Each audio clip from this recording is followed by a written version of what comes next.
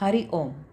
योगदास जय गणेश जोशी यांनी प्रवचनांमधून सांगितलेले कथामृत क्रमांक 33, साक्षीत्व म्हणजे साक्षात्कार.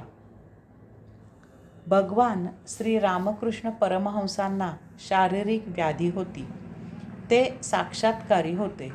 त्यांची कुंडलिनी शक्ती जागृत होत असे. बऱ्याच वेळा ते त्या अशा जागृतावस्थेत, त्या भावावस्थेतच राहत असत. एकदा एक सज्जन त्यांना म्हणाले की तुम्ही तुमच्या व्याधीवर तुमचे मन एकाग्र करून आध्यात्मिक उपासना करून व्याधी बरी करण्याचा प्रयत्न केला तर तुम्ही बरे व्हाल. त्यावर भगवान श्री रामकृष्ण परमहंस त्यांना म्हणाले, माझं मन व्याधीवर एकाग्र करायला माझं मन आता माझ्याकडे राहिलेच आहे कोठे? ते तर केव्हाच सच्चिदानंदाला समर्पण झाले आहे. त्यावर त्या सज्जनांनी त्यांना विचारले, व्याधी दूर करायला आपण कालीमातेला का सांगत नाही? त्यावर भगवान श्री रामकृष्ण परमहंस त्यांना म्हणाले की असे कालीमातेला सांगण्यासाठी मला कालीमातेचे चिंतन करावे लागेल. परंतु मी जेव्हा आईचे चिंतन करू लागतो तेव्हा मी माझा राहत नाही. त्यावेळी मला सर्वत्र केवळ आईच दिसू लागते. मी हे शरीर विसरून जातो. मी या देहापासून विलग होतो. अर्थात त्यावेळी या देहाबद्दल बोलणे शक्य होत नाही आणि होणारही नाही. शारीरिक व्याधीमुळे भगवान श्री रामकृष्ण परमहंसांना बोलायला त्रास होत होता.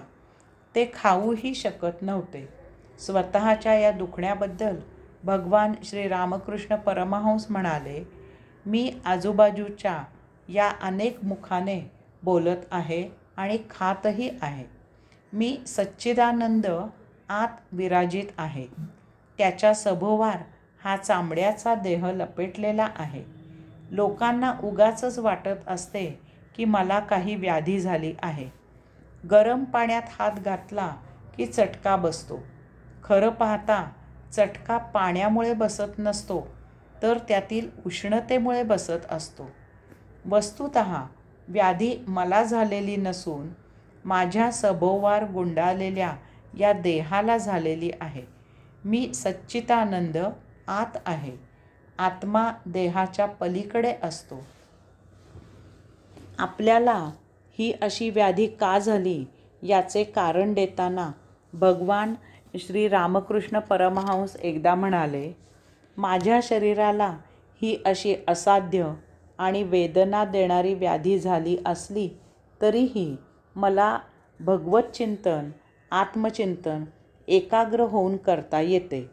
हे सर्वांना समजावे म्हणूनच ही अशी व्याधी मला झाली आहे.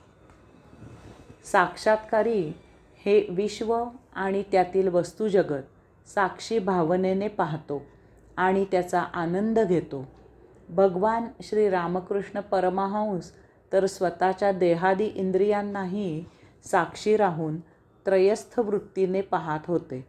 म्हणूनच ते केवळ साक्षात्कारी नव्हते तर ईश्वरी अवतार होते. हरि ओम.